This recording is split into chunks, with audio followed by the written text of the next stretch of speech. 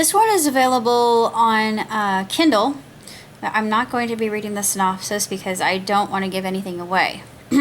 Cast of characters: Aoi Natsu Tanaka, Rei, the Shinto priestess, Celestial Princess Celine, Celestial Prince Suki, Akifumi, the Kitsune, falls for Hanabiko, Sakura, Aki's mom. Her great-grandma was also saved by Celine.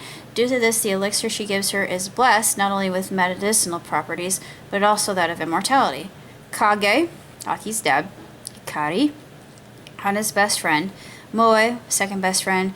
Amy, third best friend. Akane Nori, a new girl who is an exchange student from Osaka. She's possessed by a demon who's wanting to destroy the world. And Moriko, a leader of the Tanuki and a close friend of Akifumi. Chapter 1. The Elixir of Immortality. Aoi and Natsu Tanaka had been married a good number of years. They were hopelessly devoted to each other and considered one another each other's best friends. They adored being together, but they longed desperately for a child. After seeking help time and time again from their local fertility clinic and OBGYN, the two started to feel defeated. Natsu, I know we both want a baby, but I don't understand why we can't. We could always adopt, she began. Natsu, although he had plenty of money to go through the bureaucratic red tape that entailed adoption, was put off by the idea. I have a better plan. You know, Rei? Natsu began, his smile broadening across his youthful face. Yes, I've heard that she has ties with the Kitsune, though. Shouldn't we be a little more careful? We can't really trust in Rei and her herbal knowledge. It seems so archaic, Aoi began dubiously. Yet, ironically, she had been one reading gobs of books on the subject, but didn't feel like she had anyone to turn to when it came to receiving a miracle. We can trust her. My grandmother has been friends with Rei for ages, and the two of them still hang out and sing at the local karaoke bars. Those two gals have the most fun at their age that I've seen any person have. Hopefully when we're old and gray like that, we'll be having a blast, Natsu said, kissing Aoi deeply. Aoi's porcelain face displayed a genuine, gentle grin. I feel we will be as it has always been, my dear, she said affectionately, soaking in the kiss. The husband and wife walked hand in hand, in full ceremonial dress, to Rei's shrine.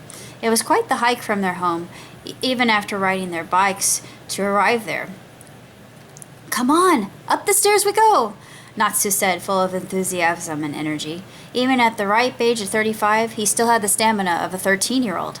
It was a long, grueling climb up the stairs, but they finally met Rei, who was sweeping the temple to keep it spick and span. She was expecting the couple and listened to their plight.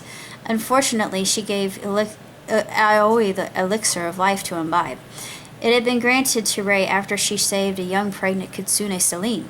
Celine had been hunted by persecutors her whole life who wanted nothing better than to keep the mundane and the spiritual separate. She had been told by her mother, Sakura, not to meddle in human affairs. Celine, however, wanted to bridge the gap and make amends, fixing the wounds that had been festering for millennia. She had been able to do some of that, but there were some wounds that take more than time to heal. Chapter 2. Supernatural Girl. The couple graciously thanked the priestess and gave her an offering that would keep her family fed for months. Rei hadn't had a need for such a lavish gift, but she wasn't about to look a gift horse in the mouth. It simply meant that she didn't have to slave over food for a while. In no time at all, Aoi and Natsu gave birth to a splendid, healthy, lovely, and ebullient girl they named Hanabiko. She was born during a sweltering summer night when the fireworks were bombarding the sky. It was quite the spectacle. She had emerged, crying out triumphantly. The fireworks, however, didn't bother her one iota. In fact, along with her parents' lullaby, quickly sped her into reverie. This child is special. I can just feel it, Aoi said wistfully as Natsu held her tightly around the waist. He lightly kissed her neck affectionately and embraced her close to his frame. Aoi purred contentedly. She loved moments like these, and being with Hana made the picture even more perfect. They weren't expecting their child to be eccentric, unique, and, well, a mechanical genius. Chapter 3. A Knack for Mechanics. From the moment Hana could pick up a wrench, she was always building. She built herself a suit of armor, fully working. Given the fact she was a celestial, but unaware of her true heritage, the armor weighed nothing, even though to the typical mortal it weighed a ton and couldn't be moved whatsoever. In time, she built her own mech and named it Kaze. It suited the bot down to the streamline and aerodynamic in its design. It suited the bot due to how streamlined and aerodynamic its design was. Excuse me. It moved effortlessly, and one day she would have to use it to save Japan from certain doom. From now, she was simply happy doing routine chores and duties of that of a typical high school girl. She was simply happy doing routine chores and duties that typical high school girls were wont to do. One day, Hanabiko was heading home in a downpour to her neighbor's shrine. She had accidentally forgotten her umbrella at home, so she was completely drenched. Her uniform was soaked so that everyone could see her bra and panties and a slight hint of skin tone beneath them. She wasn't embarrassed, just cold and annoyed that she was so absent-minded. It wasn't like her, but a spring break was coming up as she was going to be visiting her grandparents. She didn't get much of an opportunity to do so, but the rain had stymied her attempt and she was upset. Calling them via mobile, she let them know that the visit would have to be later in the day, but they were more than happy to hear her voice again. They doted on her and spoiled her quite a bit, but she was very humble, albeit she was spellbinding in her beauty and mellifluous voice. The pit-pat of pawed feet rushed by until they halted at the shrine. "Princess?" the kitsune asked. His face was bedecked in a blush and having seen her. "I'm no princess, though I like the nickname. I think it quite suits me," Hana said with a laugh that would melt even the most dour-faced individual. Akifumi took her hand into his paw. "You're a kitsune, aren't you?" she asked. She knew the stories of her birth and understood why they had called her princess. She was humbled, but also captivated. "You're headed to your grandma's, aren't you? I can get you there without letting a drop of rain fall on your head," Aki said, nearly boasting. Hana scoffed. Kitsune or not, there was no way he could stop the rain, or so she thought. Chapter 4. Back before dinner. According to Akifume, the Kitsune and Tanuki had been working in allegiance, especially considering what their divinator Fujimori had said. Aki was a friend of Fuji's, and they had known each other for quite a long time. "They speak of someone like you assisting in the heavenly battle," Aki spoke as he and Hana savored some raspberry tarts with ice green tea and honey. The tarts had been handmade and created with love. "It's nice to see that you made a friend. Funny he's a kitsune. Must be part of your destiny, sweetie," grandmother said gently. Hana didn't really comprehend all this talk of destiny. She had just met Akifumi, and the two of them got on as if they had known each other forever. She didn't think it unusual that she was speaking to an immortal being, let alone befriending him. She felt warmth in her heart being around him, but worried it was too early to be falling in love with him. She had to get to know him first, but after his chivalrous acts and how kindly he treated her, she knew, though it was legendary how crafty Kitsune could be, this one could be trusted with her life. "I have to get back home, Granny. I hate to make this visit so short," Hana said with a low bow of her head. The grandmother got up and tousled Hana's raven hair, chortling. "I know you have to be back home, honey. Hey, when it gets warmer, I'll come visit you. How about that?" the grandmother said with a wide smile. It was a real journey for her to come home to the country and to the city, but she was still very lively, spry, and full of energy. She would have no difficulty making it to Hana's neck of the woods. Hana agreed and hugged her grandmother, looking forward to the next time they were together. Aki and she left when the rains picked up again, but he summoned a magic umbrella with no effort. "Incredible! The ways of the kitsune are still such a mystery to me," she remarked. Akifumi smiled and squeezed her hand lovingly. He adored her and wanted to make sure that she knew that he would take care of her. Someday he wanted to marry her. He didn't care that their union would be unusual. She was unique, beautiful both inside and out. Besides, in their prophecies, she was to be the knight of the walking tank, and Aki was to be the mage and ambassador to the Tanuki that would join the effort in whatever evil force would be hurtling its way toward Earth. Well, the prophecy did not foretell that it was a symbiotic parasite by the name of Nori. Nori was a new student, an exchange student from Osaka. She used this hillbilly town and their backward ways as well as the odd patter of speech to endear herself to everyone. Nori, as a person, had no idea that an evil overlord, Raki, had overtaken her. Rocky was simply chaos, reborn many times. He had only one purpose: to destroy, maim, defile, and obliterate.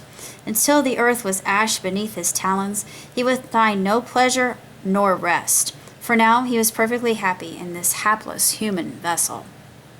Chapter 5. The Cheer Brigade.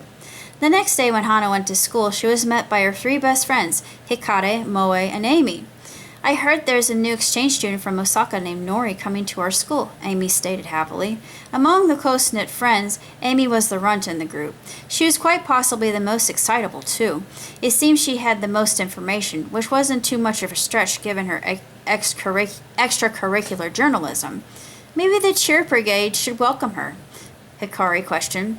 That was what the girls unofficially called themselves. It was apropos for their hospitality and overflowing glee whenever someone new came into the academy. In fact, the dean of the school stopped them before they went into class and introduced Akane to them. She was a stunning goth girl who rocked a punky look and sported ink that would make a yakuza jealous. She had a sultry voice and was quite demure, but she warmed up to the girls immediately. Sickening. All of this makes me want to puke. I just want to annihilate them. All of them. That girl you spoke to, we'll finish her off and make it look like an accident. The sinister demon in Akane's head plotted. Akane didn't want to harm anyone. She just met the leader of the group, and from her assessment, Hana was really awesome. She wanted to hang out with her and her crew. She hadn't really any friends growing up in Osaka because of her paranormal abilities, and oftentimes others taunted her due to her abilities. In spite of that, she still loved singing and playing the guitar. In fact, that was all she wanted to do. She mused about forming a band with them and what they would say to her proposal. A band. That's hysterical, human. I have no time for frivolities. Get this Hana human into a public place and I will unleash my power. It's time to start making up the world in my image, Rocky growled ferally. As much as Akane wanted to fight Rocky's intentions, she couldn't. She felt herself going completely dark, surrendering to the demon possessing her soul. It was only a matter of time where the ancient Oni would find a location where the two would fight for the salvation of the entire planet. Chapter 6. A non-violent fight. Hana had been harboring a bad knot in her stomach all day. She couldn't decipher whether it was something she ate, a flu bug, or her nerves being shot. There was no reason for her tummy to be all tied up. Even if she had to give a speech today, she had always planned beforehand, and even though she hated public speeches, she aced every one she gave. Moe noticed that Hana wasn't looking too good. You look a bit pale. Maybe you should go to the infirmary, she suggested. I don't have a temperature, Moe, she announced, taking Moe's hand and allowing her friend to feel the evidence herself. Oh, I see. Why so racked with all this anxiety then? She questioned. The others were just as curious and empathetic to their friend's plight. I don't know, honestly. All I can say is that you shouldn't follow me home tonight. Take my word for it. Steer clear. We can hang out some other time, Hana said reprovingly. Her tone almost had a matronly timbre to it. Okay then, you're acting really weird, you know, Amy replied, giving her friend an all-knowing, you seem fine, but I know you're psycho look. Hanabiko wasn't certain how she knew the ancient incantations, but it came to her as if she had plucked it out of the ether. Her hair took upon a gleaming silver hue, and she whistled shrilly. Suddenly, her mech, Kaze, sprung into action. It took her up by its massive mechanical hand and opened its dock doors. Just like sitting in front of the TV to play her video games in her room, she took the helm of Kaze, cracked her knuckles, and sprinted toward the heart of Tokyo, where a massive, goopy shadow creature waited. It began to power up a green and black plasma beam from its mouth and fired it directly at the city. Luckily, Kaze shielded Tokyo with a steel and gold force field that negated the monster's attack. From behind the slime ball's monster's huge, grotesque green eyeball, she could see Nori, balled up and sobbing. Stop your crying, you pathetic weakling. Your chronic depression makes me weaker. Rocky said aloud without realizing it. Hana realized that she would have to make Nori cry and apologized for that. Without any dilly-dallying, Hana began to karaoke some tragic anka music that would make even the staunchest macho men shake with sobs. At first it worked, but Rocky drowned her out with incessant droning. Not so fast and not so easy, princess. You think you can defeat me with non-violent tactics? I came here to annihilate. And it would be so much easier if I could pry you out of that little toy robot by the roots of your hair, Rocky said, starting to charge another plasma beam. She blocked it without breaking a sweat. Don't make me use my sword. I don't want to hurt you, she said, knowing Nori was encapsulated inside him. She had stopped crying, but his tuning of her had created a monster possessed of distraught and apathy. Even if you try singing now, girlie, she won't hear. I've stopped her ears. Rocky laughed. Hana didn't allow her anger to cloud her judgment. Keep Nori secluded. I know she is your vessel, but she needn't be harmed. Hana postulated. I have no time for your rebuttals, Rocky said. His arms became scythes, and he charged at the mech, raging in anger. Pulling her golden katana out in defense, Hana fought back. While she was keeping him at bay, Rocky shed off other blobs from himself to cause more havoc. With a whistle, she called for Aki, and Aki could see the skirmish had reached an 11 on the insanity scale. She can't do this alone, and neither can I. Time for reinforcements, he thought to himself. Disappearing in his own cloak, Aki reappeared to his friend's shrine and began to plead.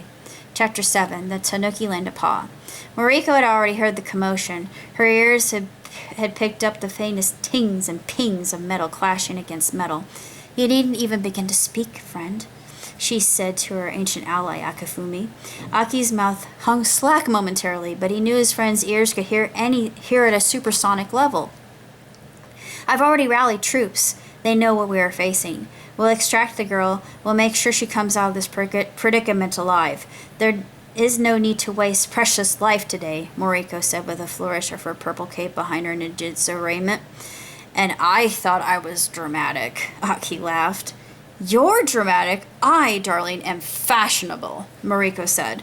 With a shrill whistle, a few notes on her bamboo flute, the Tanuki formed a formidable battalion with her Kitsune allies. It was quite the sight to behold. Whereas Tanuki could wield earth and all that it entailed, the Kitsune were fiery creatures. They did their best not to burn Nori, however.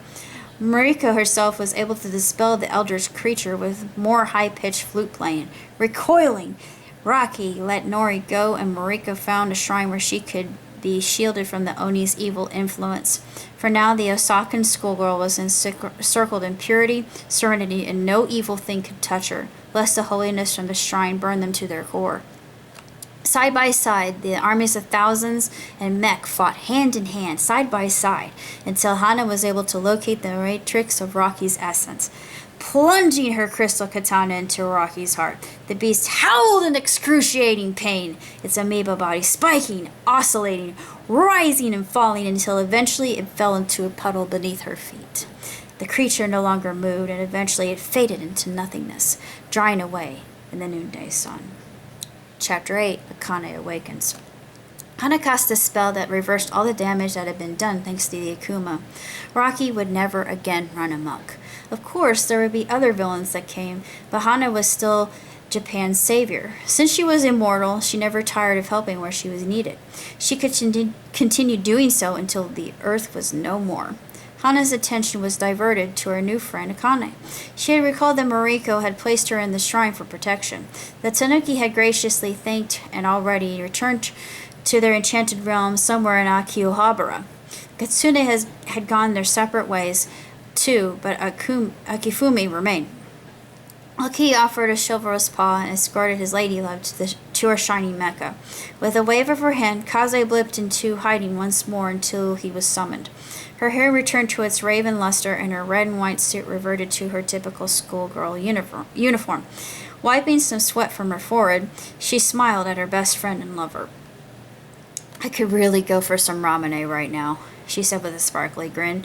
Aki smiled and laughed. Since the day was so hot, he'd buy 3, one for her, one for him, and another for Akane. Akane rubbed her eyes and started returning to consciousness. She had no earthly clue as to what had occurred before it dismissed it for a daydream. She hadn't been known to have narcolepsy, but she had been tired due to babysitting her sister's daughter overnight. Aki was wearing a glamour to mingle among humans, so Akane had no idea he was a kitsune. In fact, anyone who had witnessed the battle earlier was charmed to believe that the incident had been a dream, and they were going about their mundane lives. Thanks for helping me back up. Good to see you, Biko. What happened? Akane questioned curiously. Hana placed a hand behind her head, laughing nervously. Her friends fortunately stepped in and began chatting to Akane, glad to officially welcoming her to the cheer brigade. Akane felt joyous tears nipping at her eyes but quickly brushed them away. She had never had so many friends around her, and all these girls were so golden-hearted and incredible. She never knew what to expect around them, which made her life all the more interesting. Summer was coming up, and she wondered when she and the girls could hang out at the beach and shop. They wanted to go to a concert together and camp. They had plenty of time to do all those things and more. Hana wanted to tell them she had just saved the world from impending doom and destruction, but felt it better to leave that as a tale that she would one day tell her children, who would most likely be her successors. Epilogue. After the initial celestial battles had come to an end, evil had a tendency to lurk, but Hanabiko, Akifumi, and Moriko had always been there to combat it and thwart it. It never really got much in the way of her hopes and dreams after she had finished her schooling. In fact, she had become a well-respected toy maker, artist, and musician who often did benefits for communities. She made the most of her money from trillionaires who loved her art style and found it delightful. She and Aki had become married. Many felt Aki was simply cosplaying daily, but she knew the truth. No one else had been aware of Akifumi's true nature. Albeit he had to hide under a glamour, it made life easier. Plus, he was pretty content in leading a human life and praying for people at his shrine, as well as teaching students the ancient way of tea ceremonies, archery, and swordplay. Occasionally, he would guide martial arts students in the martial arts. He taught his own children, Aika and Etsuko, now traditions that would be savored, respected, and shared with others. Aki wasn't the only one to be swayed into the narrow-minded mindset that tradition were the only way to live one's life. This wasn't what the lovely princess had taught him, and that was one of his traits that made him love her more. He couldn't see himself anywhere else than at his wife's side. Of course, one day they would rule together in the celestial realms. That life was still a long time away, and life could not be any better for the princess and her kitsune prince. Their children grew stronger, smarter, and faster every day, always impressing and always surprising them in manners they never anticipated. Hana's friends also had families and kids of their own. They often hung around each other, and Nori had become the gal in the group who always brought delicious snacks she made herself. She did tend to spoil her friends, that much was certain. It's said, in Japan, if you visit the Kitsune temple, Aki can be seen there. Aika and Etsuko enjoy lingering there, saying prayers and ringing the bell. People leave offerings and admire the resplendence of the area as well, but nothing compares to the long-standing love Aki displays for Hana. It keeps the temple thrumming with life, and everything around it too. All who witness it are changed and know that beyond species, love is love, and forever will be, and no evil can withstand it. The end.